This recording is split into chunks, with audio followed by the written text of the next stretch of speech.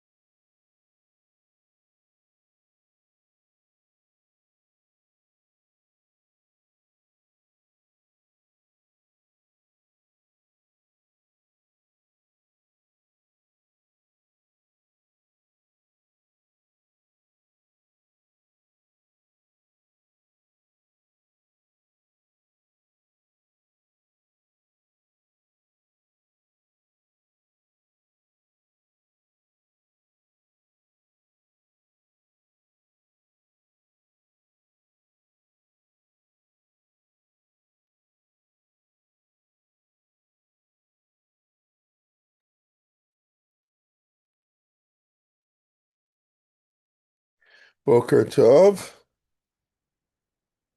How's everybody doing? You can Morning. hear me, right? Yeah. Okay, I just want to Baruch make sure. Hashem. Okay, good, good, good. Okay, we'll get started in half a minute. Just let me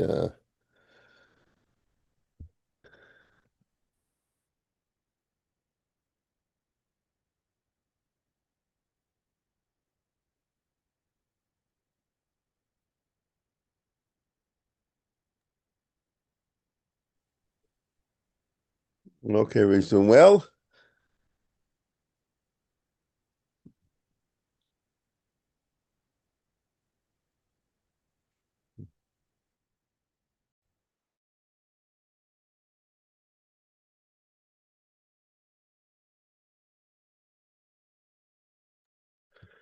Okay, hold on. Oh, I'm very impressed. Okay, just I asked my rabbi the question about non-Jews playing music on Shabbat and got this answer. We have evidence that in medieval times there were certain rabbis who allowed this for weddings, including the Ramah and Jacob Katz's book. He mentioned that at some weddings which used to take place on Friday, they would allow non-Jews music to play. Okay, of course. Now that we don't have weddings, they're going to Shabbat would not apply.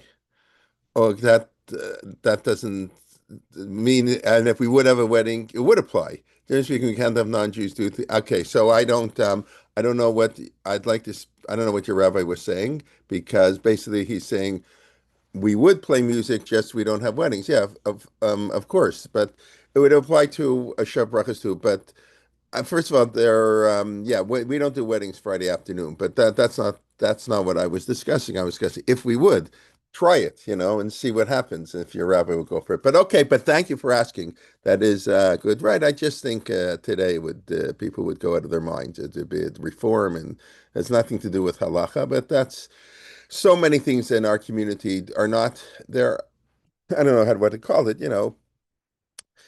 not everything is what the halach is. There are social factors that contribute, but that's a much different discussion. Okay. All right, we can get started. Boker Tov, everybody. Please, this is class 177, right, in our ongoing series on the Siddur. Okay. Oops. Just give me 1 second. Okay. All right. I just want to spend just a couple minutes. Tomorrow is Tu B'Av. So, okay, it's like the most important day of the year, right? Yom Kippur and Tu B'Av, Lo Hayu Yamim Kovim Yisrael. There are no great days like Tu B'Av and Yom Kippur. So, what's Tu B'Av all about? Anybody want to tell me very, very, very briefly? Marriage. Yeah, correct. So, by the way, we don't. There's as far as I know, the only difference in the siddur, like this is for a siddur class, on Tubav you don't say tachanun. No, this year we can't even get a non-tachanun in because it's Tubav's on Shabbos, so we don't even get the benefit of skipping tachanun. But so there, as far as I know, there's nothing in our siddur that's going to reflect the fact that tomorrow is Tubav. But as Ev says, it's all about marriage. I mean, that's not all, but that's the main thing. And that's basically it's the flip side of Yom Kippur. Yom Kippur is to develop our relationship between man and God, and Tu B'Av is to develop our relationship between man and man. Right? Yom Kippur we know only works man to God. We say you should repent, you should, call your friends who you did something wrong to, because Yom Kippur is not going to help. It's not that Yom Kippur is about man and man. It's because Yom Kippur isn't about man and man. So before we enter into a relationship with God, we should reconcile between man and man. But Yom Kippur is all about a relationship between man and God. And Tu B'Av No, is all. it's Hold not on. all about that because the custom was that boys and girls met Yom Kippur afternoon. That's what I was going to come to. Exactly. Excellent. Right. I'm getting there. Right. And then Tu B'Av, of course, man. Then of course the two are connected.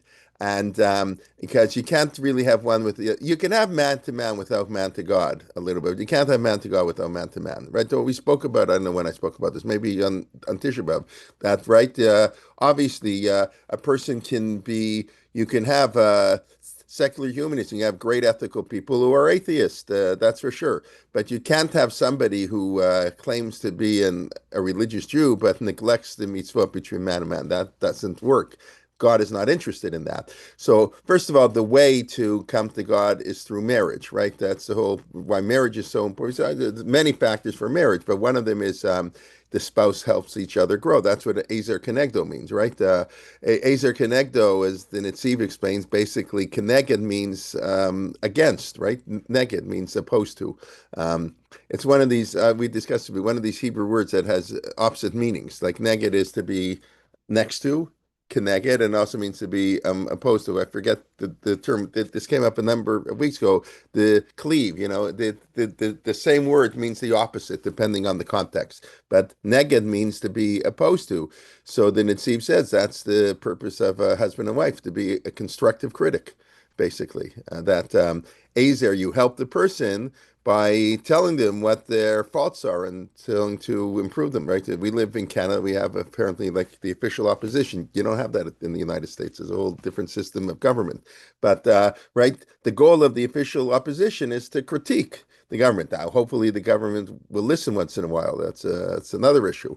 But so that's Ezer Connector. So they go together. So yes, so Yom Kippur is also the day where they had marriages, but that was really an add-on. It wasn't part of the. In other words, in the afternoon, they didn't daven the way we do for 15 hours. They had like a much longer break, and so they had time to get married, not to get married, to get engaged. It's an amazing thing. It's amazing. But I think we have to bring back Tu B'Av and Yom Kippur afternoon. That's what's, and I don't know, are we traditional Jews? So that's what it says in our tradition. But whatever, Tu B'Av a little bit. I don't know. They have, I mean, yes, Shabbos Nachmu. I don't know all the singles events, but with all the singles crisis, I'm not joking. By the way, when I say this, I think it would be in a. I mean, I don't know how it would work and logistically, and I don't know that people would actually go for it. But the idea that to get, I mean, the girls dancing in the field, that today I wouldn't go over well. But the idea that, all the young single women would come and wear borrowed clothes, and so nobody would know who's wealthy and who's not wealthy, and everybody would dance around, and the boys would come and watch all the girls dance. I mean, that's what they did. And then they would hopefully meet somebody, and, that's it. That's what Tu B'Av is about. It's so foreign to our way of thinking, at least maybe it wasn't so foreign 50 years ago, but it is today. But yes, so that's what I say. So Tu B'Av, the focus is man to man. Yom Kippur is the focus man to God. But in order to have the man to God, you have to have the man to man. Okay, that's all right. Then we can move on. But that's basically Tu B'Av is and it's compared to Yom Kippur because they're flip sides. Lo hayu yomim tovim l'Yisrael. There were no days that were as good for the Jews like Yom Kippur and Tu B'Av. And the Gemara says, "I get Yom Kippur. Wow, that's a day of slicha umechila." What happened on Tu B'Av? So it's about marriage. It's about the Gemara has 6 reasons, right, for Tu B'Av. So as we said, I spoke about this last week on Tisha B'Av. When there's 6 reasons for something, it means we don't know what the reason is, right? You don't need 6 reasons for something. It means whatever. The Gemara is that's the Gemara's question. What is going on Tu B'Av? So they have all these things that happened, including it's the beginning of the end of the summer. It's so that's not so good, right? August, it's always the days are noticeably getting shorter. Right, that's one of the things where it says I think the worms in the wood wouldn't be there anymore because there's not so much heat, and therefore they could use the wood for the bringing of the mizbeach. That's if you want to look, that's the end of the Gemara in Tanit. Where we have this. Okay, let's get back to the Siddur, and I don't know if I'm going to get to Chazarat Hashatz today, but we'll see. Okay, so of course I made a mistake last week, and nobody corrected me. 10 points if you figure out what the mistake I made last week. Wow, that would be amazing. Okay, so the mistake I said is the only mitzvah that we run to is peace. Bakei shalom v'rotvei, oseh shalom b'romav. That's how we end the Shmona Esrei. And every other mitzvah in the Torah is key. If you build a house with a flat roof, if you find a lost object, if you go bird hunting, every mitzvah is pretty much you don't have to do. I'm not talking about the rituals that you have to do, but the the day-to-day life. It's even true. Rav Moshe Feinstein has a tshuva even on tzedakah. This you could argue about, but Rav Moshe says there's no mitzvah to make money to give tzedakah. If you happen to be wealthy enough, you give tzedakah, but there's no mitzvah to run and make money, so you can fulfill the mitzvah of tzedakah. So except for peace, because bakei shalom v'rotvei, you got to seek peace, like Aaron HaKohen, and you have to run after it. So there is another mitzvah that's in the Torah that you have to run after, and that mitzvah is Pruvu. that's very. Where does it say that? Prove we run after. So You that's an can use that interesting. lotion, but it's Right. something that you Yeah. should. I mean, no, so that's an obligation. They're obligatory mitzvot, like hearing the shofar and whatever, fasting on Yom Kippur, whatever. So pruvu, right? Obviously you need that. And the Gemara speaks very negatively about people who willingly don't fulfill the mitzvah. But we read in the Haftorah, right? That's where the name Yad Vashem comes from, right? The Holocaust Museum. It comes from we read it on Sunday, the Haftorah Mincha, the most the beautiful Haftorah from Yeshayahu, Yeshua Shem Matzo. So it says, Valyomar Hasaris, the person who can't have kids shouldn't say, whatever, Heinani Eish Yavesh, I'm like a dry tree, I don't have anything. Kichomar Hashem, right? I have to remember, what does it say? Tov mi, Etelem Yad Vashem, I'll give them a hand in the name, Tov mi banim, better than the children. I would give them a Yad Vashem. I would give them, that's the pasuk in Yeshayahu. And obviously it's a beautiful, I don't know who made up the name for the Holocaust Museum, but that's what it's saying. Yeshayahu is talking to the people who don't have any kids. It's okay. You can do other things instead and support Torah and all these other things you do. Kol shomer Shabbat michalov, umachzikim bepriti, all the things it says in the Navi. So that's Yad Vashem. So, but someone who willingly doesn't engage in prover, that the Gemara has very not nice things to say about. Right, but okay, to run after, no, what we're so that's the mitzvah of of Tzedek, tzedek, Tirdov. there you go, tzedek tzedek tirdaf. Right, so we're going to read it in a few weeks. That you have to pursue justice. You can say justice and peace are connected, but that's right there. So Bakei Shalom V'Ratvei was not in the Torah. That's only in Mishnah. It's in Tehillim. Bakei Shalom V'Ratvei was in Tehillim, so it's not in the Torah. I don't say it's a lesser stature. I mean, it's right. It is not the same thing. Now it's true in Pirkei Avot. In Pirkei Avot, so it's interesting. Here, let me share for 1 second, just because it's interesting how the Mishnah phrases it. I think. Let's see here. Okay, going here, Pirkei Avot. Ben Azai Amer have a ratz lemitzvah kala kibechamura uberech min avera. You have to Don't run. see the screen. Oh, you don't see the screen? No, No. That's funny. It says. Okay, there it is. that's good. Yeah, I don't know what happened there. Okay, good.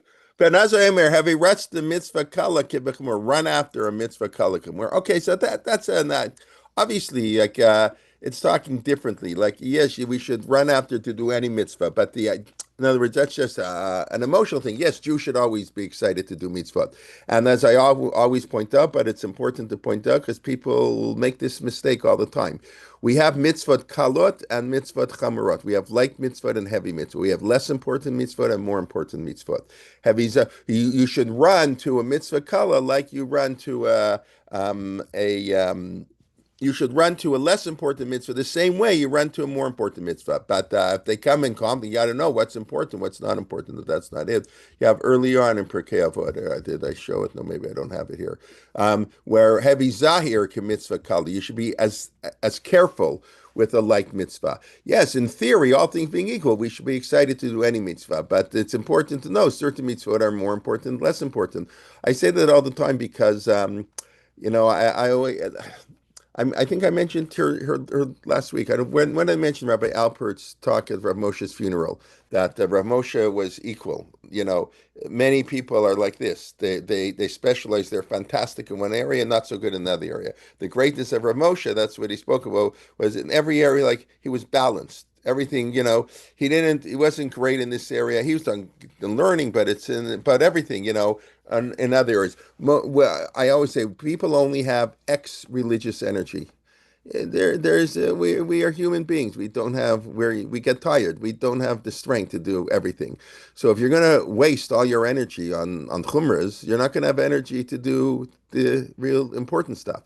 So you have to know, you have to pace yourself like you're running a marathon. Life is a marathon. Mitzvot are a marathon. If you get all excited about, at the beginning of the race and you get all these mitzvot that are not so important, then then you're going when something really important comes up, you're not going to have enough energy. And where you most often see this, of course, is that the focus on mitzvah between man and God. That's Itzu. So people are very verfrummt, or whatever the word you want to use, are very meticulous and extra stringent in every who knows what, and kashrut and Shabbos, every chumrah in the book.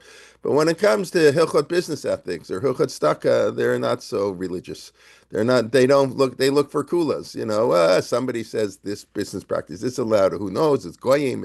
There's no dina de machuta dina. They quote the ra. They quote all kinds of basically narishkeit to allow them to do what they want to do because they're putting all their religious energy into one basket. So you got to be balanced. You got to be balanced. So you have to know the hierarchy of mitzvot. So you miss mincha with a minyan, the world won't come to an end. In Daniel Feldman's book, he says if you have guests visiting, you're not supposed to leave the guest to go to mincha. So you won't have them. Maybe you don't have mincha at all. Forget mincha with the minyan. Maybe can't even. I don't know. I'm not recommending that necessarily. But I'm saying. But you have to understand that maybe that would be the halacha. But so we often lose track of what when the famous thing that God is talking to Avram, and Avram says, "God, excuse me, God, I have 3 Arabs, 3 idol worshippers. They come, I want to be nice to the idol worshippers over there. Can you imagine that? Think about that. How I'm in the middle of Davnei Shmona Esrei, and some guy walks in, not Jewish, walks in, and he looks lost. So yeah, you stop the Shmona Esrei and you go over to him and you help him. What do you mean? What do you mean? That's what it says. That's what Gadol Hachnasat Orchim Yoter Mikabalat Pnei Hashchina. It's greater to welcome people, guests, whatever, however you define that mitzvah, is more important, greater than talking to God. God can wait. It's okay. God doesn't need you to talk to him. It's you don't need to talk to God. You got to help other people. Don't worry about God. God will take care of himself.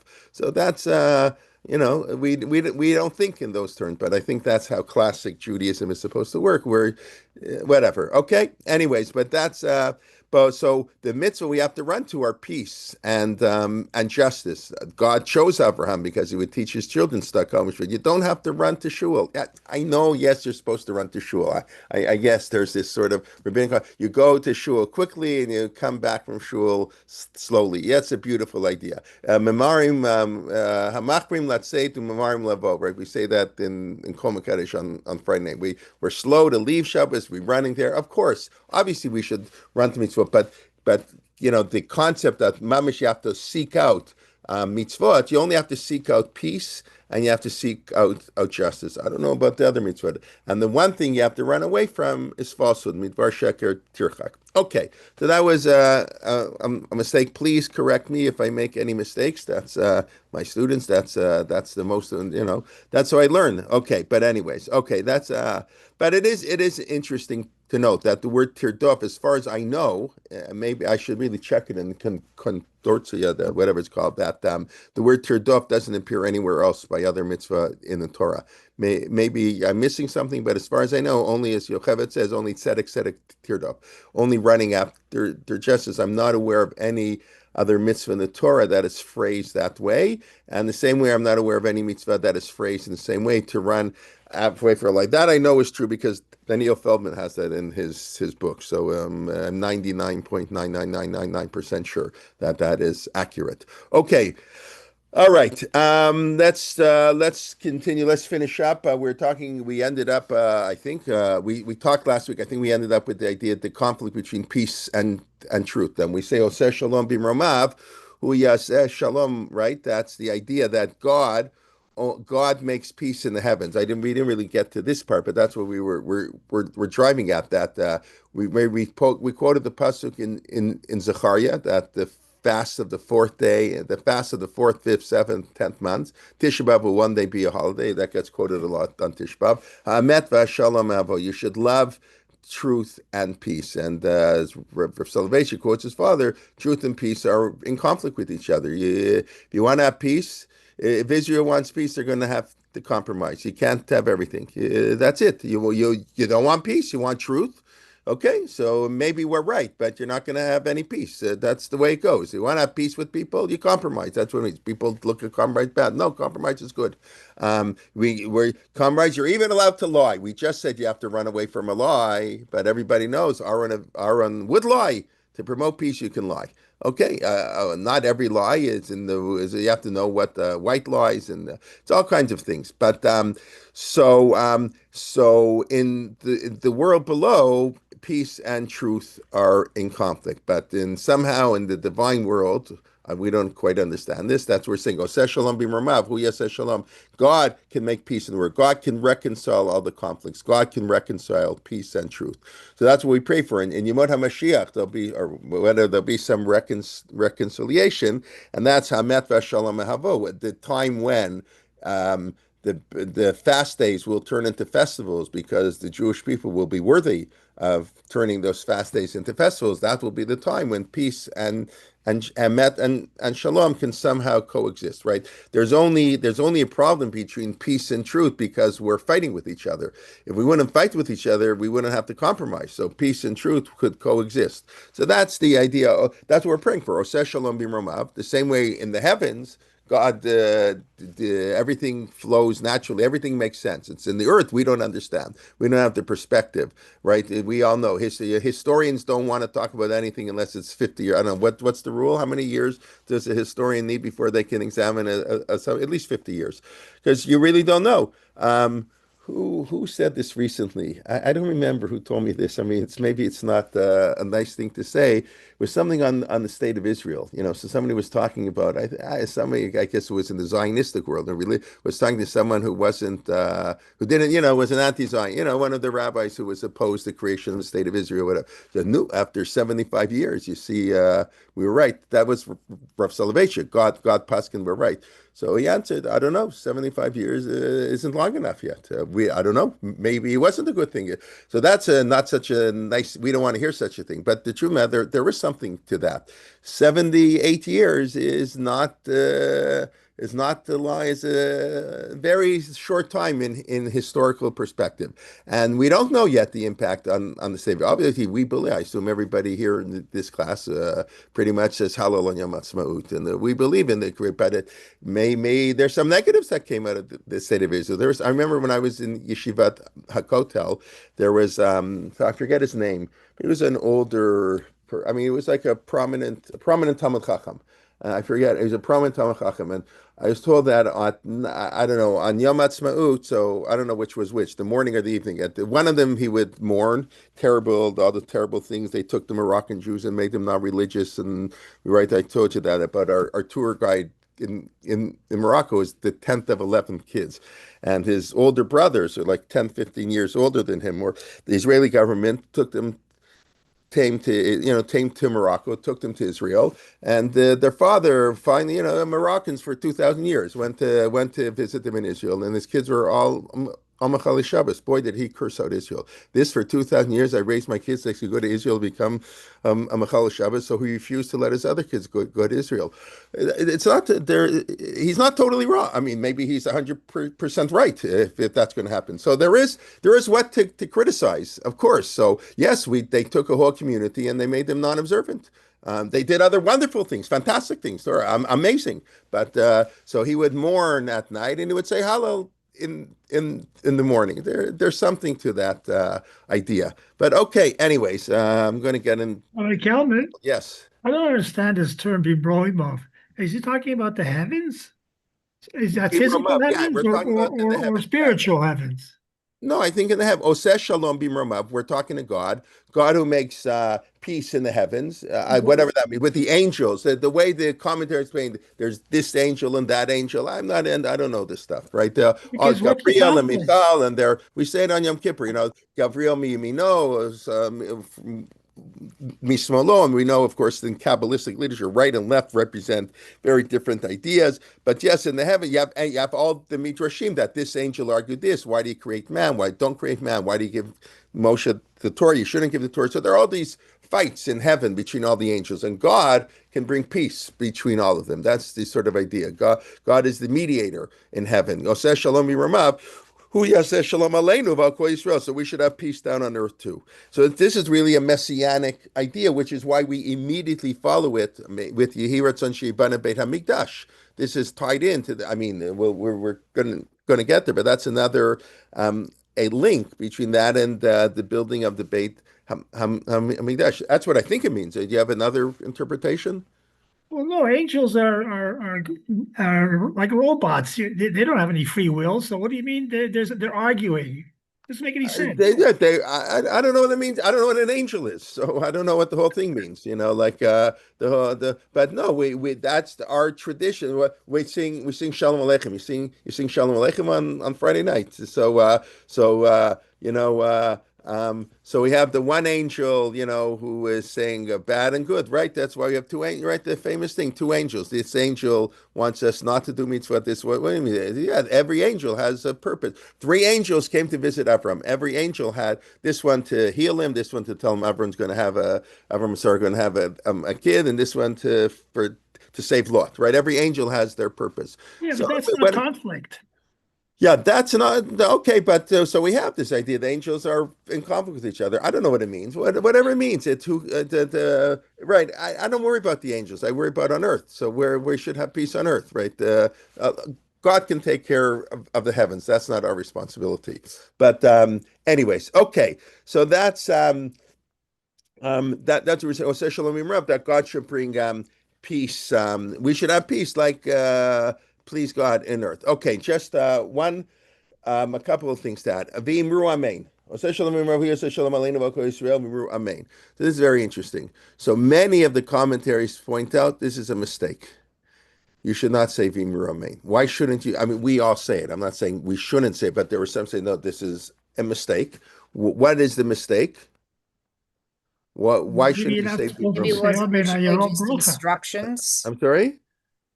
Maybe it was originally just instructions in the Siddur that somehow got No, tacked but onto. why, what does Well, v'imru it's a mean? private prayer. It's not There you said go. It's a publicly. private prayer. We say this privately and silently. V'imru means you invite other people to say Amen. What do you mean v'imru Amen? Who's v'imru? Imru is other people, right? Like Rabotai Nevarech. You don't say Rabotai Nevarech if you eat on your own. Rabotai is other people. So some say it's a mistake. How did the mistake happen? Because we say it in Kaddish. Because everything ends with peace. So when Kaddish, you need a minion to say Kaddish. So when the person's saying Kaddish, he tells the Kahal, the congregation, V'imru Amen. You should answer Amen to what I'm saying. No, and a God trans. We have lots of things like this, right? Different people, then they say, no, it's not a mistake, right? Different explanations. We have a lot of things that come in. Probably the best one, I pointed this out on Tisha B'Av morning. Did anybody notice what the mistake is in Asara Haruge Malchut that we read? What is Arzeh Havanon that the Rei Hatarad, the Kina on the 10 martyrs that we read on Yom Kippur? And anybody notice a big mistake? Well, it makes it sound like it all happened in one day, which it Yeah, didn't. that's poetic license. I wouldn't call that Yeah. mistake. That's very important. I always point that out when I explain it. Yes, they some of these people lived more than 100 years apart. There was no historical incident where the Romans gathered 10 rabbis and martyred them. And on Yom Kippur, we go even further. On Yom Kippur, we say because they sold Yosef. And it says in the Torah, if you kidnap and sell, you have a death penalty. 10 brothers sold Yosef. Doesn't agree with Rashi. This pshat doesn't agree with Rashi because Rashi says Reuven didn't sell, so Reuven and Binyamin didn't sell, so there will be 9 brothers. But no. I'm not bothered by that, obviously. And that's how the poetry. It's all poetic license. It's all poetic license. But what's the mistake? Mamish, there's a mistake in the Kina. So that's okay. The mistake is there are only 8 people who are listed. Count them. Go to your Kina book, and no, you threw it out. Fine, you'll buy it next year before Tish B'av. Okay, whatever. You can, but there are only 8 people who are listed, not 10. So how did that happen? So I remember years ago, Marty Lakshin, often who spoke for us on Tish B'av, pointed out. Well, how did it happen? It was a copyist error. How did we have books? How do we have any books? You had to be written by hand. It was very expensive. Who were the people who wrote books? Which The great Talmud Chacham, the doctors wrote books. Who wrote books? Sofrim. Some not suffering. They wrote Oh, tefillin. Who oh, copied a okay. book? Some minimum wage secretary who could barely, that was their. It was a boring, lousy job to sit there to copy a book that took you months. So there was 2 lines. Apparently, the same word appeared, and their eyes dropped. You read like the same word. that appears 4 lines apart. So they copied it and their eyes dropped to the 1/4. So they skipped 2. That's how apparently Daniel Goldschmidt, who's one of the pioneers in this in the study of the history of the Siddur, I think it was him who explained that so the copyist made a mistake, and once a mistake gets in, it's very hard to get out. So our Kina only has 8. Who are the other 10? So I have a whole book on this. So there are different versions. Who are the extra 2 people who are missing? But when you don't believe what I say, you shouldn't believe anything I say. Go home and count it. And you'll see there are only 8 rabbis who are mentioned in the 10 martyrs who were killed. It's very interesting. Okay, these type of things happen all the time. Mistakes get put in because today, I mean, right? We know Rav Menashe Klein, I think, has a tshuva. You should not do this, but I don't know that they follow him. Menashe Klein from Borough Park, right? Every single Sefer Torah that they check when they do it has a mistake in it. It's not humanly possible to write a Sefer Torah of 305,000 letters without making a mistake. So today they, when they finish writing it, they put it through some computer thing, and the computer picks up any mistakes that humans miss. Everybody knows that you can read the same thing. That's why you always want a fresh pair of eyes, to read something before you publish. Because you can read it 15 times and you don't catch the mistake because you know what it's going to say. About Koreh, who knows the laning up by heart, it's very hard for him to catch a mistake in the Torah because he's looking at the words, but he knows it by heart. Right? It's the lousy Bal Koreh who's going to catch the mistakes, who has to actually look in the words of the Torah to know what it says, and he's not reading it off by heart, so to speak. So that's these type of mistakes happen all the time. Okay, so that's one explanation. V'imru amen comes from the Kaddish, and then it got transposed to here. Okay, very nice. The other explanation people give, and Zev, you're not going to like this either, it's the angels who accompany the person. V'imru amen, you're talking to the angels. That's how some people want to explain it. Whatever that means. I don't know what that means. V'imru amen. But maybe you're talking to yourself. Yes, you should. Maybe v'imru amen. But that's how... those are the explanations I saw. Maybe if somebody has a different explanation, I'd be happy to hear. Yes, Steve, you have something? You're touching on a pet peeve of mine, because when a chazan recites the Kaddish, he's supposed to say Imru Amen, and then the congregation. 100%. 100%. Almost every congregation preempts him and says Amen with him. You're very good. Excellent. I try to do this. So I say, I'll do like if I daven like it. So that's the daven the right tune. So how does it go? Yes. Say shalom, Rav says shalom. All right, there he goes. Amen. So that's wrong. The Chazan has to go. Say shalom, he says shalom. Amen. And then everybody goes, Amen. That's how you have to do it. Yeah. Right, correct. It's the same problem we have, of course, in Mekadesh Yisrael, v'yazam Amen. Right? The Chazan never finishes. So the good Chazanim, no. Mekadesh Yisrael, Mekadesh Yisrael, v'yazam whatever. You have to finish this manim before the Amen. So you got to do it on the tune, because Zocher HaBari, Amen. Got to be so you got to finish it. Hel Hakadosh. You got to finish it before the natural instinct. That's just how the tune works. So right, it's very important. That's correct. The Chazan is supposed to say V'imru Amen. You should say Amen, and then they answer Amen. It's not V'imaru. Pause and say Amen. Okay. Thank you, Steve. Okay, let's go on. One thing I don't think I mentioned last week, and then about we were going back to the pasuk. It's going to be for Hashem Tzuri V'Goali. God is our redeemer. So we mentioned like Hashem Svatai Tivtach. We spoke about this a few weeks ago. We begin with Hashem Svatai Tivtach, and then we end with Hashem Tzuri V'Goali, the notion of Geula. So I don't think I mentioned this. Tell me if I did. Rav Soloveitchik points out you have Geula at the beginning, Geula at the end. Redemption at the beginning, redemption at the end, and in the middle, as he put it, is darkness.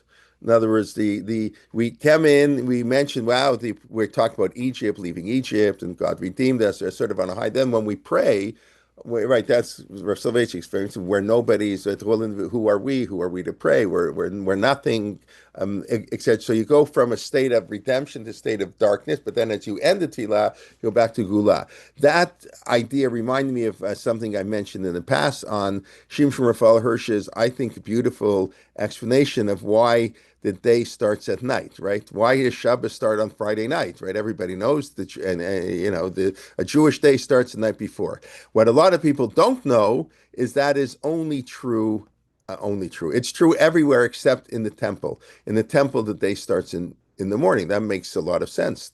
We start in the morning. How do I know that? Because when I bring a sacrifice, when can I eat the sacrifice? Till the end of the day. When's the end of the day? It's the next morning. We say you should eat it by midnight because you may make a mistake. When you bring the Korban Pesach, the Korban Pesach is brought on the 14th of Nisan, but you're eating on the 15th of Nisan. No, you're not eating it on the 15th of Nisan, because in the Beit HaMikdash, it's still the 14th of Nisan. The 15th of Nisan only starts the next morning. So that's halakha. People often, why should they know this? I mean, but in the temple, the day starts in the morning. This I think I mentioned maybe 165 classes ago, that David Silver said that's why you open up any siddur. Every siddur begins at Shachrit. Why doesn't it begin at Mariv? The day begins at night.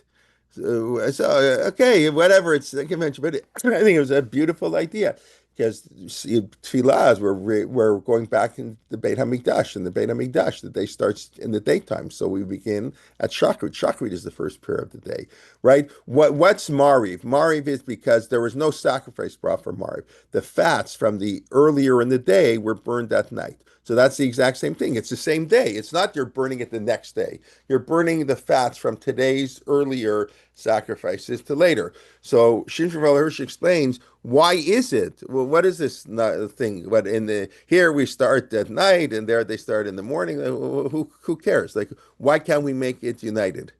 Does anybody remember? I think I've explained this once before. Okay, I want to remember. Okay, so he explains very beautifully that what's God's first creation? Vayhi Or, right? What's man's mission in this world? The first mission is to bring light. We're in the Or Lagoim. Torah is the light. We are the light unto the nations, right? So the first act of creation is to bring light, because the world's a dark place. So the day has to start at night. The day starts at night. There's darkness in this world, moral darkness, all kinds of darkness. And the job of the Jewish people is to light up the world, right? You light up my life, whatever, right? I forget that old song, right? So you have to light up the world so that day starts at night. But in the temple, that's where God lives. That's the makom. That's the place of the divine presence. So obviously the day begins in light. It's God who brings light. So I think it's such a beautiful explanation. The world's a dark place, so the day starts at night, and we have to bring light. So we come through, and then we start again. In the Beit Hamikdash, it's the exact opposite. It's God's place, so we bring night. That's the gula, the redemption. Okay, that's and take. But Kelvin, Yes. maybe there's another reason why the sitters always start with Shabbos. Okay. Maybe because Mariv is optional. Could be. It's interesting. It's interesting, when they have the old Birnbaum siddur, they don't do this anymore. It's against Rav Moshe Feinstein, right? Rav Moshe Feinstein didn't like all our siddurim today, right? I having here the RCA siddur, rabbinic, the Orthodox rabbis, 1,000 Orthodox rabbis, their siddur, it's how many pages? So then they have the back. They go east. So it's 1,300 pages plus another 1,400 pages. How big is the ArtScroll siddur? Today it's not the machzor. When the Birnbaum had Rosh Hashanah Yom Kippur in one machzor. The Birnbaum old machzor that everybody used to use, one machzor, Rosh Hashanah Yom Kippur. Today, of course, they have Rosh Hashanah Yom Kippur. They have their own Pesach machzor. I don't know how they get 1,000 pages in the Pesach machzor. They used to be part of the regular siddur. But so we print, so that's actually better. So we print new. The problem with this siddur is I only use parts of it. I only use once a year, once a week on Shabbos. So Rav Moshe said you shouldn't print a siddur with the Shabbos and the Chol in one siddur. You should have a weekday siddur and a Shabbos siddur, because I have to throw it in the garbage earlier. But it's going to wear out. The one I use every day wears out. So when this siddur, the pages are all torn for Shachrit, but the Shabbos got another 7 years to go till I have to throw it up. But it's one siddur, so I'm going to have to throw out the whole book. That's bad. So Rav Moshe Feinstein says, no, you shouldn't print. This is what I mean, that people don't follow halakha. They do whatever is convenient. If it works with the halakha, that's nice. So I don't know. For whatever reason, nobody follows this Rav Moshe. But the Birnbaum used to have a Shabbos Siddur and a weekday Siddur. So the Shabbos Siddur Taka begins at Mincha. Begins at Mincha because it's for Shabbos. So when Mincha, because you come to shul on Friday before Shabbos, you daven Mincha. Then you daven. It's very interesting because the Beit Hamikdash Shabbos began, as far as I know. I mean, I know what happened Friday night. There was no real Shabbos in the Beit Hamikdash. We also forget that there was the Beit Hamikdash function as usual on Shabbos. Once you weren't allowed to build the Beit Hamikdash on Shabbos, but once it was built, it functioned on Shabbos. Rav Rimon has an essay on that in his two-volume work. I don't know if anybody has it. That came out a few years ago. Rav Rimon, Rav Yosef Rimon. Why is it that the Beit Hamikdash operates on Shabbos? You couldn't build it on Shabbos. Now, private people cannot bring sacrifices on Shabbat, of course. Private people don't, but the public sacrifices went on. They cooked the bread, lechem apanim. They all kinds of things they did on Shabbos in the Beit Hamikdash. So it's very interesting. Shabbos didn't really operate in the Beit Hamikdash the way we think of it, because I don't know exactly when Shabbos started in the Beit Hamikdash, but when they have the Siddur on Shabbos, you're right. Mariv is less important, so I don't know. Could be Shachrit's longer, whatever. More people come to shul for Shachrit than for Mincha Mariv. That's also true. I don't know if it was all like that. Okay. Anyways, let's go back here. Okay, I just want to I just want to point out some other aspects. So the Elokai Nitzor is a little bit different, this whole thing, as we're asking God to help us. In other words, when we ask to forgive us, to give us wisdom, to give us wealth, to give us peace, so we're asking God to do something. Here, we're asking God, Elohai Nitzor L'shonei Mira, God, help me so I shouldn't speak lashon hara. It's a very different, right? It's not the same structure. It's not part of the Shmon Esrei, right? This is where we pray to God. God should do X, Y, and Z, and then we say, and then we finish and we say, God, help me do X, Y, and Z. So help me not to talk lashon hara. Give me a love, open up my heart to Torah, right? Petach libi b'toratecha, u'bimitzvotecha tirdof. You have the same thing. Help me run after mitzvot, etc. So that's a very interesting idea. Normally, that's up to us to do mitzvot. It's not up to God. So this we had in Eicha, again, tying to Tishva. Where do you have this in Eicha? The last pasuk, or the second last pasuk in Eicha, Hashiveinu Hashem l'shuva chadei kekedem, and then the whoever reads it, and the whole kahal goes, Hashiveinu Hashem elecha v'nashuva chadei kekedem. Right? Because so what do? We ask God to help us. There's a habala taher mitarimoto. We are too weak. We do this before Yom Kippur. God, help us to do tshuva. It's really, the idea is no. We have bechira chavshit. We decide what we want to do. It's up to us to mitzvah. We don't pray to God to help us do mitzvah. We have to do mitzvah. So that's why all the commentaries point this out. You can't. You're not. What kind of a prayer is this? You can't pray to God to help me. It's up to me. What do you mean, God help me? I think no. You don't want to talk lashon hara. Don't talk lashon hara. Don't ask God. You don't talk lashon hara. God help me talk lashon hara. So you should know philosophically this bothered the Meforshim. So and it's the same way they say Hashivenu Hashem elecha v'nashuva. God Hashivenu Hashem elecha. God, you help us on Tisha B'av. We're so lowly. You help us, and we will come back to you. And so that's the idea. Yeah, hold on. We say this. Oh, okay, sure. Yeah, so that's how the commentaries explain it. You're right. You're not allowed to ask God to help, but it's sort of like, what can we do? Man is very weak, so we're asking God to sort of help us, and we will also participate. We're not asking you to do it for us. Give us the push. You need a personal trainer to help you do. You need someone to help you watch your diet every day. It's not that they can do it for you, but you need that someone to push you. And therefore, it's very beautiful, of course. That pasuk, we all know, got transferred. We say it every time we put back the Sefer Torah. It's hard to keep the Torah. So God, you help us, and we'll help you. Yes, Yochebet. We say the same thing every Shabbos in a way, v'tahar libeinu la'avdecha be'emes. So we're asking for God's help to purify our hearts, so we can't. Okay, very good. Yeah. It's a very similar idea, right? But that's sort of normally we're supposed to do things ourselves. Okay.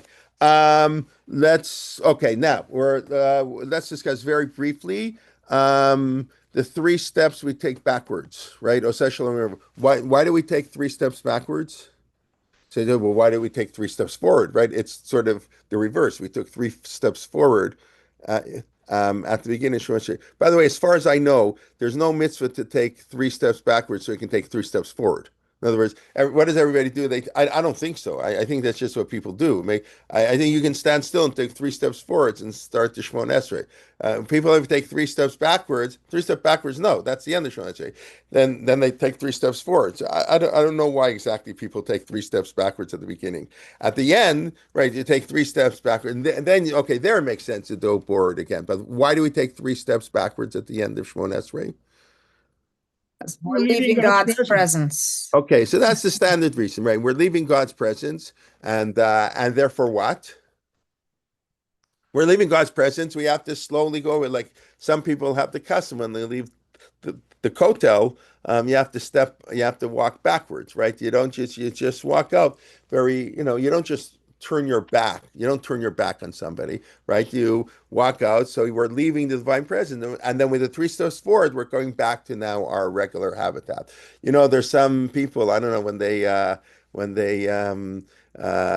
don't know how many people. There's a famous, one of the prominent Rosh Yeshivas in New York. It's well known. He used to insist that when people left his office, they had to walk out backwards. You say goodbye and you walk out the door. And I know the story, whatever, someone who was there having his kids being interviewed, they should go. And he walked out and they got called back. I'm like, no, you don't walk out on this Rosh Hashiva. You have to walk out backwards. Those who know who he is, know who he is. Those who don't say there. So the prince said, I'm not sending my kids to this school. And the person who said it was a Rebbe in YU, that he's not going to send his kids to this yeshiva when the Rosh Yeshiva makes you walk up backwards. That's not how, it's like, that's not how we think, whatever. But that the idea is, I mean, conceptually, it's a very nice idea. You have a great Talmid Chacham. The Talmidei Chachamim represent God's presence. So the same way, we just walk out backwards. Like we don't walk backwards. We forward go. We take 3 steps backwards, facing God. So we face the person. It's very nice, but that a person should sort of put themselves that I'm worthy of that kavod is like, that's always the tension, you should say it's not my kavod, it's the kavod of the Torah. But I don't know. To me, it's like we're talking yesterday, I don't know how many, in Israel, it's much more common. I can't do it. They would address, you talk to your Rav and you say, Maharav Omer. You talk in third person, right? And, his friend Rav Lichtenstein went to, when he made Aliyah, so the Israelis said Maharav Omer. So he thought they were talking on Rav Soloveitchik. Okay, what does Rav Soloveitchik say? Well, they meant, what do you say? That's not how we talk. We talk you. We talk, it's a more personal. Baruch Atah Hashem. It's the same thing, even with God. We have this distance and personal. Yeah. So anyways, okay. But walking out from... Rabbi, yeah. Rabbi, Yes. sorry to interrupt you. The English way that you say you, it's a very low personal. It's not really shows you importance. It's very simple. Every other language, every Latin language, proper language, has the third person. If you look at French, the third person meaning, and in English doesn't exist. When you what say is it in you, French? What is it in French? Vous. And we're saying that's a more formal meaning? Yeah, toi or tu. Toi, it's you for a simple, but you're talking to an elder person or important person, you say vous. So other languages have 2 words for you, a more formal and a less formal. So in English doesn't have that. So that's why we talk the same you. I see. Rabbi? I get that. Everybody and what about in Hebrew? You. Hold on. How does that work in Hebrew? Atah? Atem. You can say kvodo. Kvodo. You can say kvodo. Makvodo Omer. Makvodo Omer. Okay, that I hear. Yes. So, yeah. You don't have it. So it's not the greatness of the language. It's just the opposite. I hear. Okay, thank you. Yeah, the neat linguistics here. Yes. Okay, Susan, what do you want to say? You're muted. You're muted, Susan. No, I'm not. No, of course not. Now you're not. Yes. Okay. Yeah, sorry. In Europe, that was how they addressed the important rabbis. Were always with the Rav like to drink with the Rav. I don't think it works for us Americans. I don't know. I find it very difficult. If anybody would, God forbid, talk to me in third person, I would like, I would be, that's ridiculous. Please, you know. When my father said to me, the rabbi called me you. To my father, it was a big compliment of closeness. The rabbi used to Right, right. Yeah, but that's how we talk here. Rav Soloveitchik and say, well, you didn't talk third person. And no, no, that's just not. Okay, listen, it could be part of the North American culture is like that. Europe is a more formal culture, I guess. Anyways, okay, that is important. Kavod, we have to honor our parents, right? It's very hard. By the way, you look in the Shulchan Aruch, there's one siman. Honoring parents is one of the most important mitzvahs. We spoke earlier, important mitzvah and less important mitzvah. Honoring parents is much more important mitzvah than all kinds of things. We have all, this comes up all the time when they're different religious, parents and kids are not on the same religious wavelength. So kids have to compromise. That's all the poskim say. That so the kid you'll be less careful about kashrut. You'll rely on a lot of leniencies in kashrut, and you won't you won't go to mariv all the time for all kinds of things you have to do to honor your parents. When you create your own home, you can do whatever you want. But absolutely, because honoring parents is more important. Now, yes, if your parents told you to be a Machal Shabbos, you can't. I've told the story before. I mentioned this to somebody at Talmud Chacham, and he didn't believe me. And then I showed it to him in print, so he had no choice. Aaron Freed, is he still, anybody know Aaron Freed was a professor in Columbia? Big long beard, Beckish, big Talmud Chacham, but a professor of psychology at Columbia University, I believe, lived in Borough Park. Very perceptive. He's from that world, but he's also part of this world, if you know what I mean. And so he was talking about, he wrote an article many years ago in Chakira magazine that spoke about building walls doesn't work. We'll shut out TV, we'll shut out the internet, what the approach of many people just it doesn't work in America. You can't cut off people from the world. It's impossible. The walls, there are always things they're going to get through. So he was talking about Kiruv, about children. I remember, so he told the story there. I fell off my chair when he told the story about a kid, went to day school.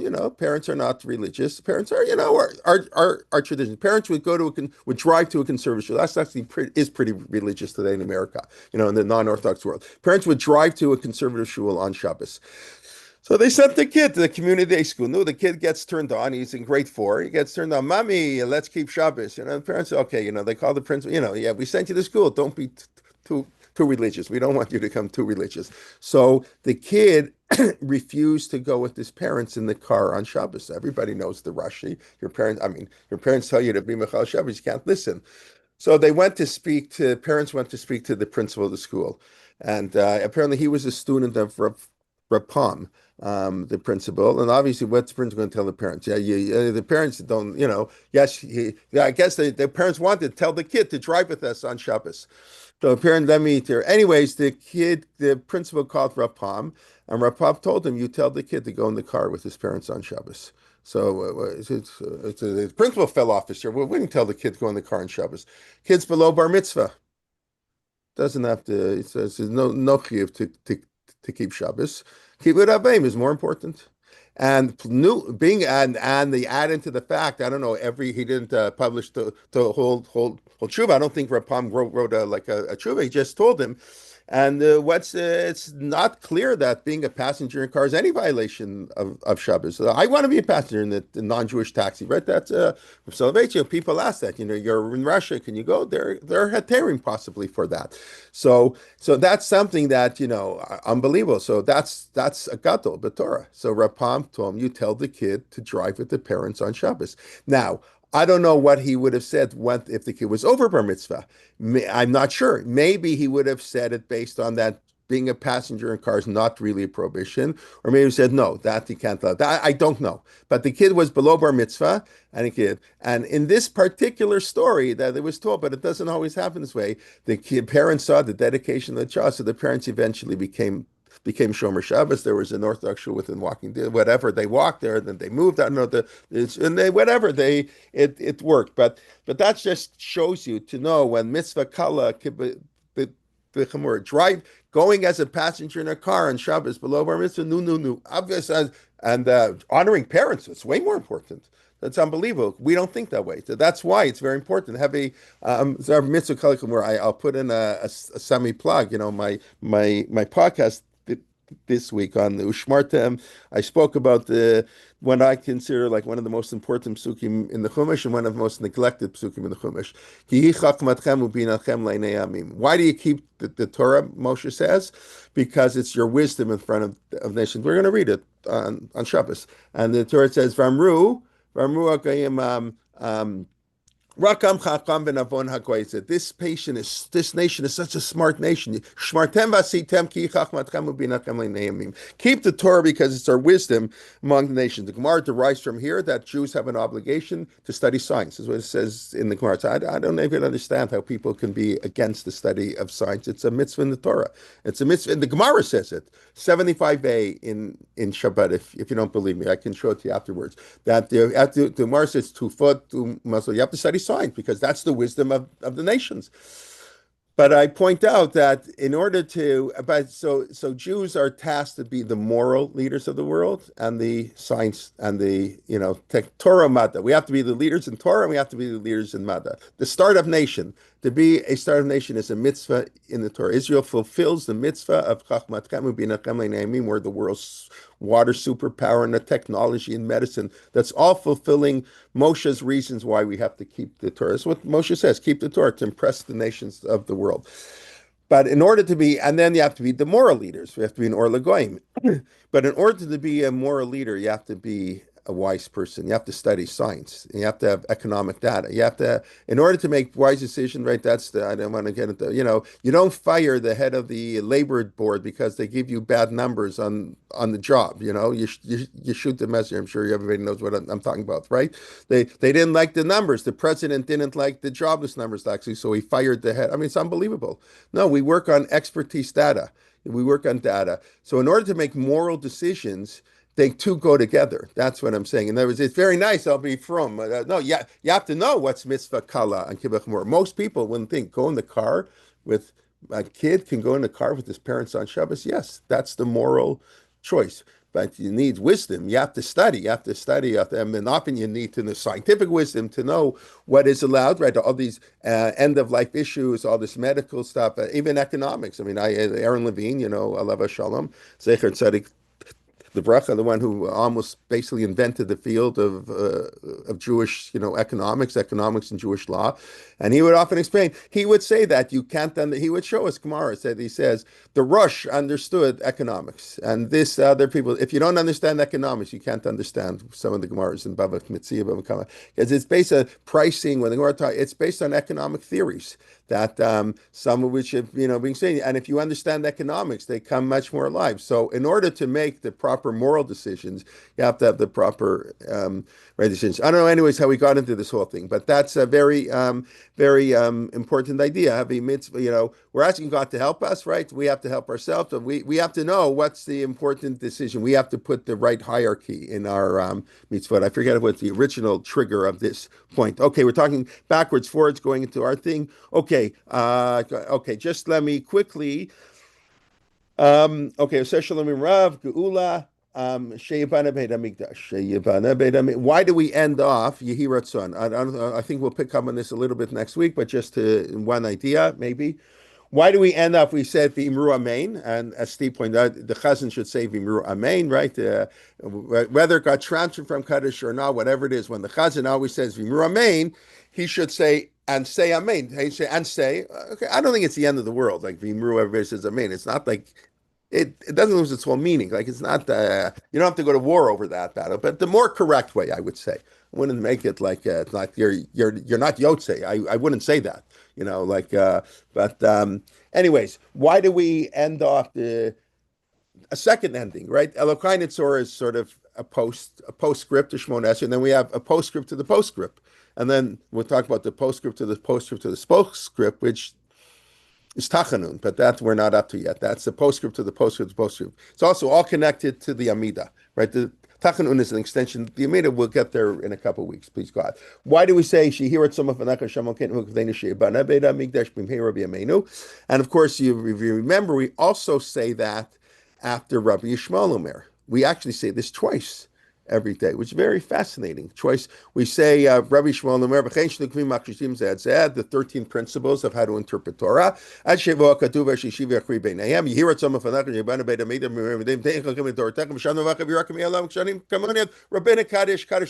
right? So here we would say Kaddish, but we say Tachanun in between, right? And whatever. So why do we say that here? So maybe I'll just leave you with the question because it's I see almost getting to 10:15, and we can pick up next week. But it's an interesting idea. And by the way, I'll just point out if you want to look it up. This actually comes from the Mishnah in Pirkei Avot. I'll show you this, and then we'll pick up on this, please God, next week. Which is very very quick. It's very fascinating, and what's it doing here? See all the sources I didn't get to today, of course. Okay, Yehuda ben Tema Omer. Heavy az kenamer bekal keneshev ratz kitzvi v'giborkar. This beautiful idea that's quoted in the beginning of the Shulchan Aruch. This is how the Shulchan Aruch opens, right? Lasot ritzon avicha b'shram. You should be as strong as a or quick, right? You see, an interesting trend: be strong as a leopard. Okay, I don't know. Namer is like why didn't they say an aryeh? But we'll right the gibor. Well, that's strong. Okay, swift as an eagle. Flee as a gazelle, and brave as a lion to do the will of your father. Heavy Omer, as panim legehenim, arrogant people go to Gehenim. Right? The one character trait of Moshe is humility. God says, I can't live with arrogant people in the world. God leaves. They can't coexist with God. If you're too arrogant, you have to we walk out to God, we walk out to people, right? Very gingerly with respect. Boshet panim. Boshet panim is in the positive sense, not embarrassment, shame. Those who have a sense of shame, of humility, of modesty, go to Gan Eden. And then, if you hear it, this is basically the source. That's what the commentaries point out. That we expanded. Gnosis shet tivneh. And then we add in so we can pick up why we add in. Why do we say that? I will point out something I just noticed really at 8:50 this morning. Always, before the share, I always look over last minute things, things to add. So literally like 15 minutes before the share this morning, I noticed is it here? No, the Tiferet Yisrael points out something fascinating I never thought about. This is the only tefillah. I didn't check it out, but if anybody can think of them, the only tefillah in the entire Mishnah. The 4,200 and something Mishnayot we have no prayers. The Mishnah isn't a prayer book. The Mishnah it's mainly a legal code. It's other things too, but it's mainly a legal code. So it's very interesting that he says the only tefillah that we have is that expression. So we can pick up, please God, next week. Why is that? What's it doing there in the Mishnah? Why of all the places, why do we have a prayer? If we're going to have one prayer in the entire Mishnah, well, that's pretty wild. And why is it there and why is it that prayer? And then, how did it get transferred to our Siddur? But that's kind of interesting. Okay, please God, just let me quickly review and then we'll take any questions. Okay, we spoke a little bit on Tu B'Av. Tu B'Av and Yom Kippur are intimately related. The Mishnah says the two happiest days of the year.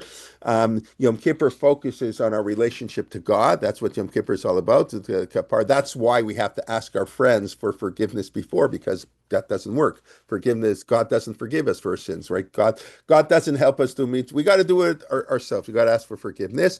And Tu B'Av, of course, is the focus on the tshuva from man to man. I didn't mention, but it's interesting. Tu B'Av is the seventh day. It's like the last day of Shiva, like the Havdil of Tisha B'Av. In other words, Tisha B'Av, we sit Shiva, the community, and then the seventh we get up from Shiva on Tu B'Av. That's a very interesting idea, and of course they go together, and that's why Yom Kippur is also a day where they did marriages, where the people go and dancing in you have a closeness to God. Your spouse is supposed to help you get closer to God, and that's why Aser Kenegdo. Keneged means to be opposed to, and that for the best spouse is someone who's a constructive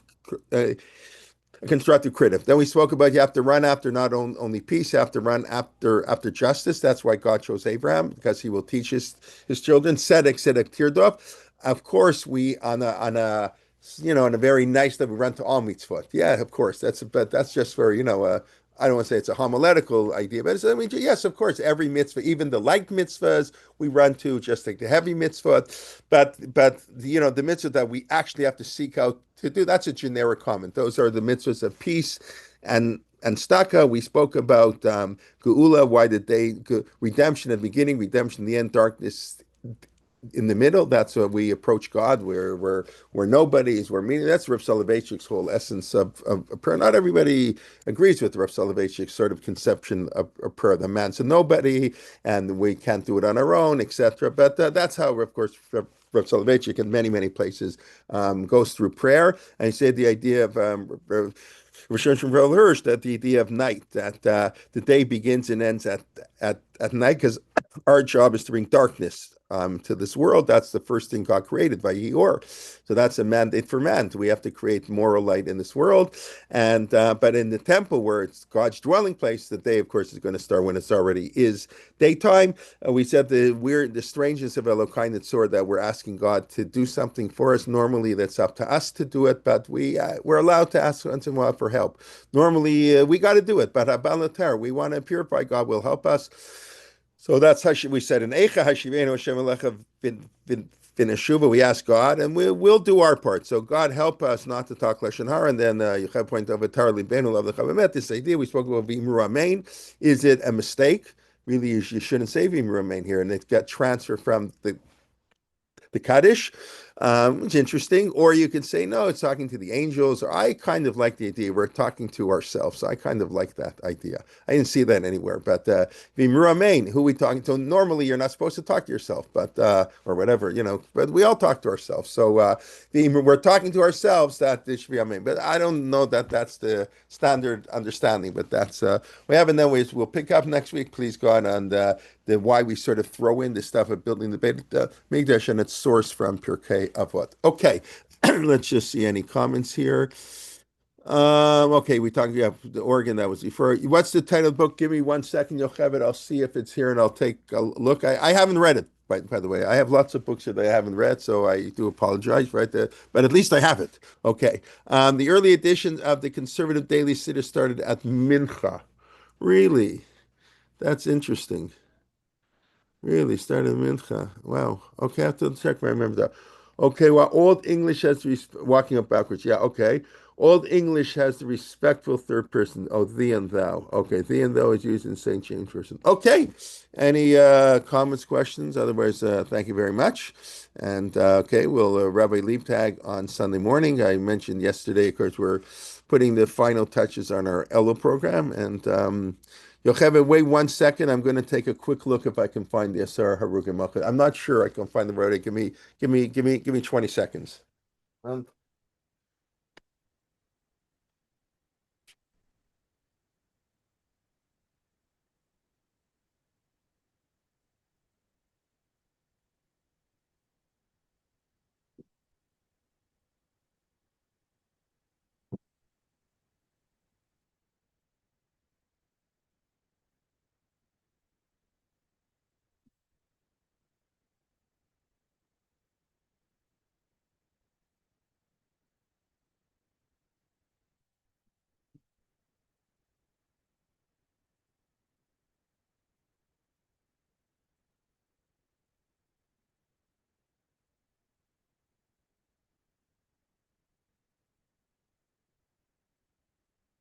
Okay, I don't see it. I'll look for it. I'll find it, but and then I'll let you know what the book is called. Okay.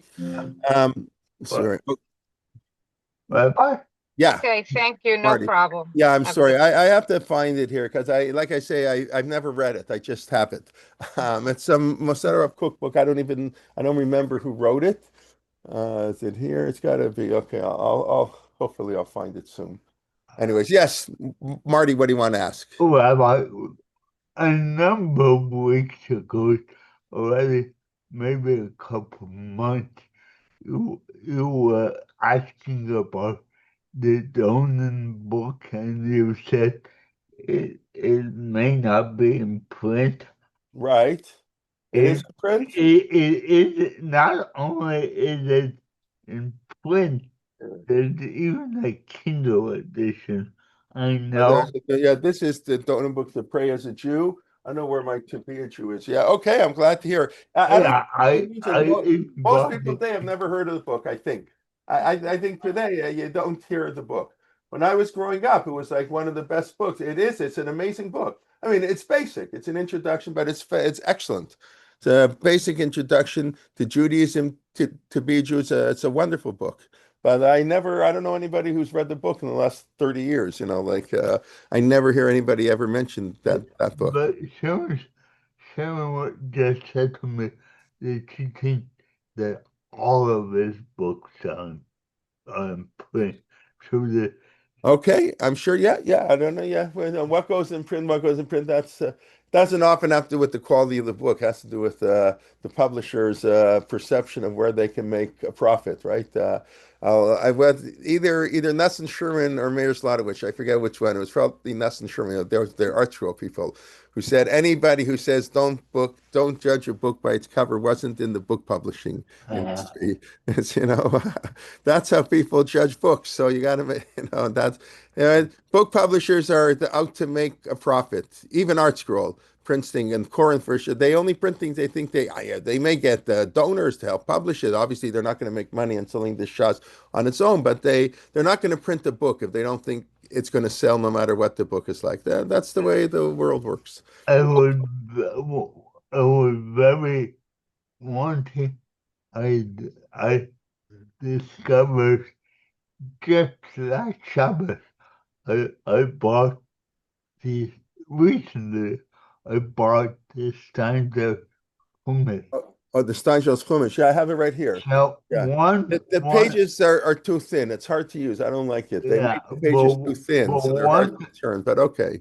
But one of the big donors was this guy, Ackman, who was the first guy to pull his money out of Harvard a few weeks. Oh, okay, that's interesting. Yeah, Okay, that was a very interesting. Yeah, you always want to read who the philanthropists are, who's sponsoring the book. Yes, you're right. Schottenstein became famous like that. That's how the Schottenstein family, they sponsored the art school. That's it. I told this story very quickly. Whoever's listening want to know that somebody who's in the fundraising business told me this 20 years ago, maybe more. He said the Art Scroll approached a family. I don't know who it was. I think I do know who it was. Art Scroll approached a prominent family. When they were starting out on the Talmud, if they would be interested, the family said no. The family turned them down, and then they went to Schottenstein, and the Schottenstein gave them whatever. It became the Schottenstein Talmud, and then this family is kicking themselves in the pants, saying for a measly $2 million, we could have the whole world talking about this Talmud, the Goldberg Talmud. I'm just making up that name. Everybody talks on the Schottenstein Talmuds. So if for $2 million, we could have bought, the whole world will quote our name every day. So whatever, that's the way the world works. But anyway, I'm not saying everybody who gives money is doing it to get covered. I don't mean that at all. But I'm saying sometimes people are saying, "Oh my God, they can get a lot of covered." So I don't want to chas v'shalom and pins that people who are doing. But we do have to honor those people who give the money. That's our responsibility to honor them. So, anyways, but it was very interesting because Heidelberg had that book 2 years ago. That the name wouldn't have meant anything. Yeah. Yeah. Okay. Very good. All right, everybody, have a good Shabbos, Shabbat Shalom, and please God, we'll see you soon. Okay, all the best. Shabbat Shalom.